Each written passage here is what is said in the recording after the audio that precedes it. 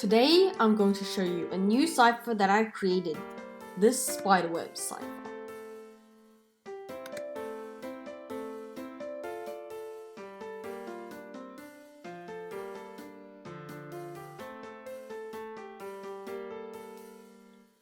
So the Spiderweb Cipher is a type of cipher called a transposition cipher, which is a cipher that moves the letters of a message around. So let's see how the Spiderweb Cipher does this. So the Spiderweb Cipher has two keys. So let's say they are 4 and 3, you have to pick them specifically so that they work for the cipher. You'll see once you see how the cipher works. So basically the first number is going to be the number of lines that cross the middle. So in this example there's 4 lines. It doesn't actually matter how many circles you have, as long as there's enough spaces for all the letters in your message. So if you're going to encode a really long letter, then I recommend using maybe 4 or 5 circles. If you're going to be having 4 for your first key, but then if you're just going to be sending a sentence, then 2 should be enough. And then the second number is simply how many times you skip every time you go to the next letter. So this is just for the placement of the letters. You'll understand it once we move on to actually encoding the message. So here are just some keys I recommend. So I've contained keys that actually work. So some keys don't actually work. They actually leave some of the spaces out and they don't fill them in, so I've only left the ones that fill them all in. And I haven't put in any that are more than 6 for the first number, otherwise there's just too many lines and not enough space to fit the letters in. So now let's actually get on to using this cipher to encode some messages. So first we decide on our message. I'm just going to make the message, this is an example. So the first step is just to make it all capitalized and take out the spaces and punctuation, like that.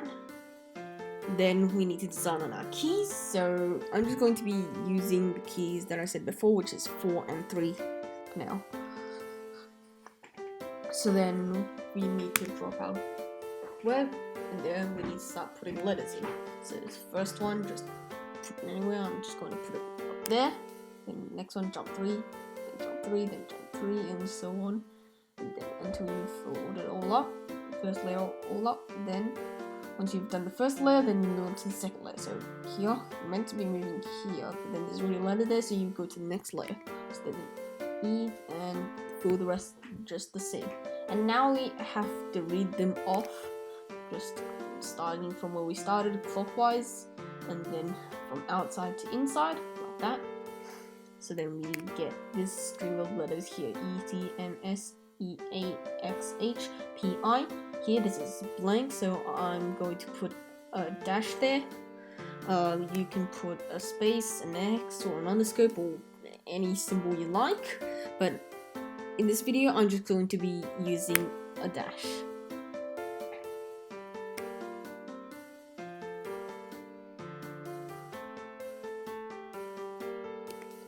So now let's try decoding the message.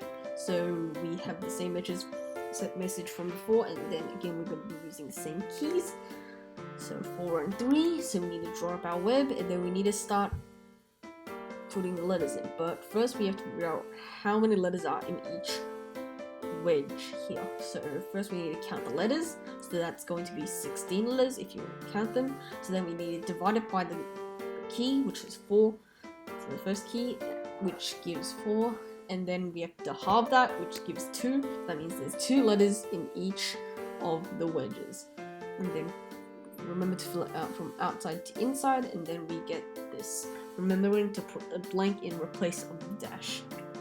Now we just have to read it, so it's T, start where we started, THISISAN dot dot, we get this string of letters. Then we just need to put in the punctuation, the spaces, and capitalize it correctly, and we get our message. This is an example. So now let's do more examples. So here we have this message, meet me at the park. So first we need to capitalize and remove spaces and punctuation. Then we need to decide on our keys. Let's use some different keys this time. So we're going to be using 3 and 5 for our keys. So that means we have 3 lines crossing the middle here. And we're going to be jumping by 5 each time, so that's 1, 2, 3, 4, 5. So that's actually going backwards by 1, or anti-clockwise by 1 every time we put in a letter.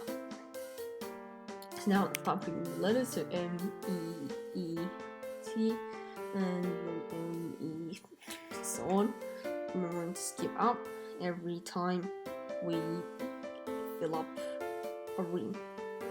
And now we just have to read them off from every wedge. So we have AAM, blank, so that's a dash PE, then dash EM, dash HT, KTE, RTE. So here is our encoded message. So now let's try decoding the message. We're going to be using a different message this time.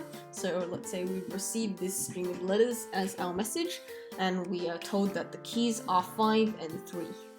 So that means we need 5 lines crossing the center of our web, and then we're skipping by 3 each time. So that's here, then 1, 2, 3 here, then 1, 2, 3 here. So it's just going like that. So then we just need to put all the letters in, T. So because we're decoding, we need to start from outside to inside, and how we know it's 2 letters, just as I said before, we just need to count all the characters, and then divide by 5, divide by 2, we get 2, which so it means that we have 2 in each wedge. So then now we have to read it off as I said, so TELLYOU dot dot. And then we get this string of letters. We need to put in the punctuation, spaces, and capitalize it correctly. We get the message, tell you tomorrow. So that's it for this video.